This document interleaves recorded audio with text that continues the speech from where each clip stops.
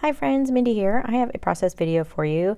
I am going to be working through days 4 through 7 of my 100-day project on camera today.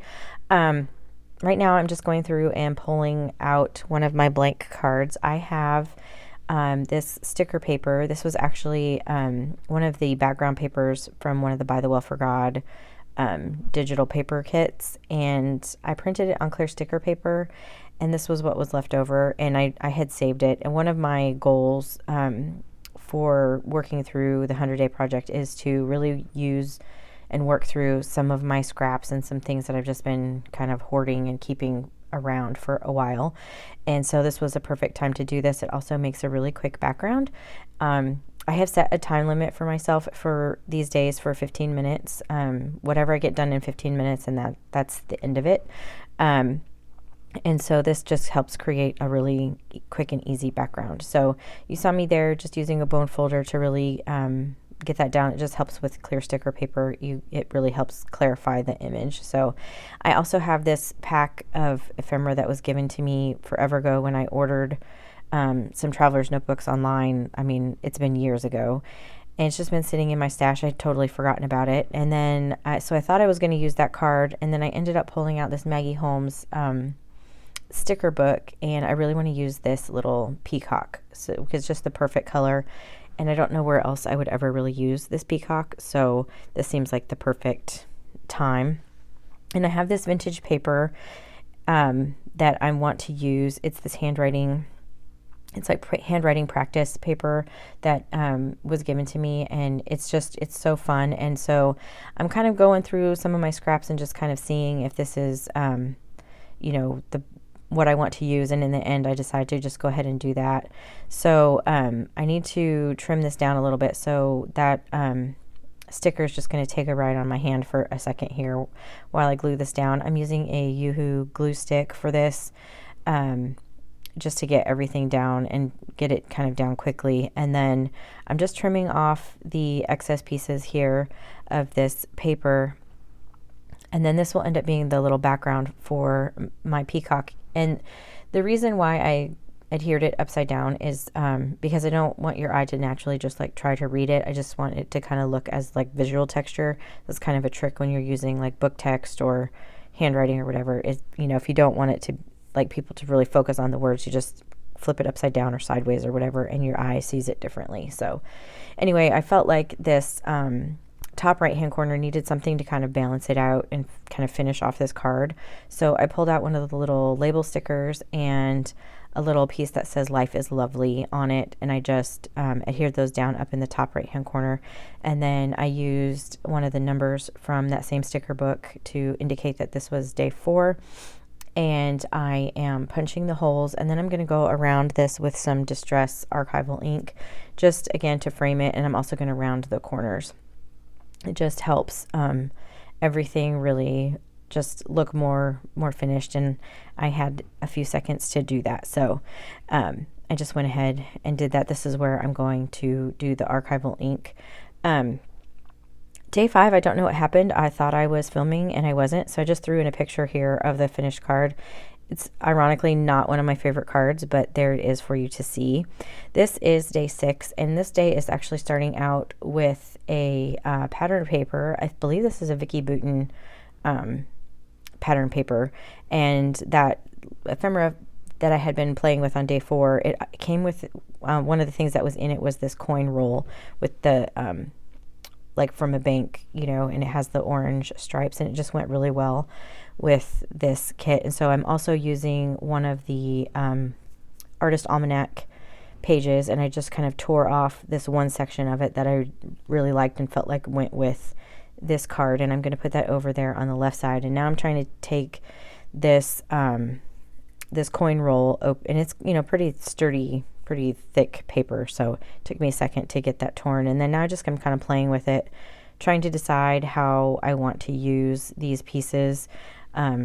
This actually ended up taking me a little bit longer than I had intended, so now I'm tearing down some more of it, and then I will continue to just kind of fiddle with this. I really wanted to use that Artist Almanac piece, but it just wasn't like quite long enough for the card, so it's going to leave a little bit of a gap, but I kind of work around that by putting that coin wrapper down at the bottom, and that kind of just covers up where that gap is. So you'll see me kind of just fiddling and fiddling and trying to figure out how I want it. With part of the problem was I felt like when I had them both together, it was really covering up more of the background than I wanted to, and I just really love this paper. It's just playful and fun, and there's a lot of interesting things happening, like in the circles and everything, and so different textures and whatever. So I didn't want to cover up too much of it. I just wanted to use this particular one kind of like it is, basically. So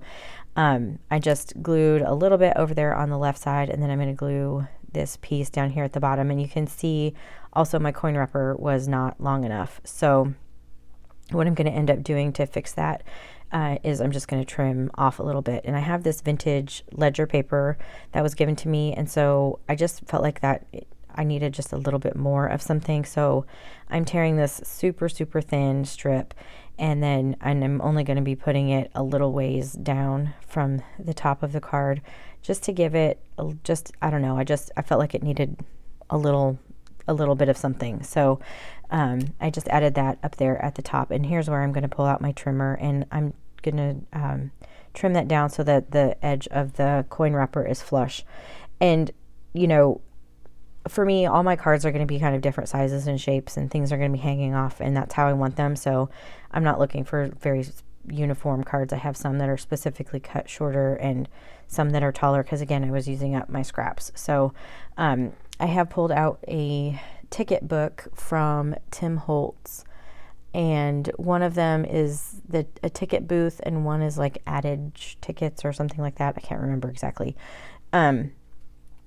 which one this one is, but I just pulled out one that says play on it, because that's really what this reminded me of. Just having fun and, you know, just enjoying this process. And I felt like the pattern paper was very playful as well, so that ticket just was really perfect. And then I went ahead and just stapled those tickets on my card with my tiny attacher once I finally figured out how I wanted them. At first I thought I was going to use 3, and then I just went ahead and did 2, and I'm going to kind of put them at the intersection on that bottom left hand corner of those 2 areas. And these circles sort of have like scribbly lines around the outside, so I went ahead and just kind of mimicked that around the edge. Sometimes when I am kind of stuck for what to do, adding a border just really helps my brain. So I did that, and then as is the case with some of the other cards that I've done, I went ahead and inked the edges with the Distress ink in black soot. This is the Distress Archival ink in black soot. And then I added a sticker on the back that indicates that this is day 6. And then I'm just using this little metal piece to kind of flatten out those staples. They were kind of sticking up a little bit, so I didn't want them to get caught on anything else. And that pretty much finishes this card. Moving on to day 7. This is a paper that I had just in my stash forever. This is actually a drop paper from when I was like painting or doing other things, and I just saved it. And so what I'm going to do, I just really felt I was in kind of a doodly mood this day, and I just wanted to kind of doodle on this card. So it's kind of a busy background and everything, and so what I've done is I'm going to be doing some just drawing with some Posca paint pens. So I have this Posca in black. I believe these are the 3M size ones that I was using. I think that's right. And I'm just went ahead and I just kind of drew like a main image and then some doodly bits, and then I'm going to come in with some white gesso and a paintbrush. And this is Dina Wakley white gesso, but it doesn't really matter. It's just what I have handy. And I'm going to use my paintbrush and kind of paint in the negative space. I'm not painting it completely white. You can still kind of see through it because it, you know, I would have needed several coats, and I'm also kind of racing the clock here. This kind of, for me, the doodling it's really fun and it's very therapeutic, but it's kind of time consuming. But that's kind of where my brain was. I needed kind of a mindless task on this day, and so that's really why I wanted to do that. And then You can see here I'm just splattering some white, making sure to get the white into those sections so that there's white both in the like the negative space and in the other parts. And then I went back over and just made sure my lines were nice and dark with my black marker. And then I'm basically just going to be doodling from this point on, just kind of doing some mark making, just different colors, different nibs of pens, but these are all Posca markers, paint markers, they're acrylic markers. So I really love these markers a lot, and I have them in a couple different nibs, and they're just great. They're opaque, they work well every time. I can't say enough about Poscas, but anyway, if you've gotten to this point in this video, I want to say thank you for that. And so while you watch me do a little bit of doodling here, I want to just kind of ask a question about these videos. I'm trying to film most of my 100-day project, but I didn't know if it would be better to kind of do several days like this in one video and continue to kind of do it that way and keep them kind of sped up and maybe even a little bit choppy, or if it would be better to just do like one video once in a while in a slower time or even real time, just kind of working through the thought process. So let me know down in the comments below kind of what you think, if you like several days at once, kind of seeing like a compilation, as you know, I can just save up the footage and just kind of post them all at one time. So I would appreciate your input on that in the comment section if you don't mind. If you don't have a preference one way or the other, that's fine too. But I just thought I would throw that out there. It doesn't matter to me either way, but I do kind of want to film as many of these as I can, because it's just fun. But if I did one at a time, the video would kind of be short, because like I said, I'm trying to keep these to 15 minutes a day for myself, which was really hard on this doodly day, because I just really wanted to sit here and play with my markers and draw and doodle all day. I could have very easily. So again, you'll just see me kind of going back and forth with mark making and just trying to decide what I want to do. I have different colors. I'm trying to pull the markers that I'm choosing are actually, I'm pulling colors that are kind of in the background paper that are still visible. And I left specifically kind of a thin coat of gesso because, first of all, I really wasn't sure what this background paper was. Like, it could have had spray inks or anything like that, and some of that stuff will actually react to gesso, like it will soak up, like distress or whatever can kind of soak up into the gesso.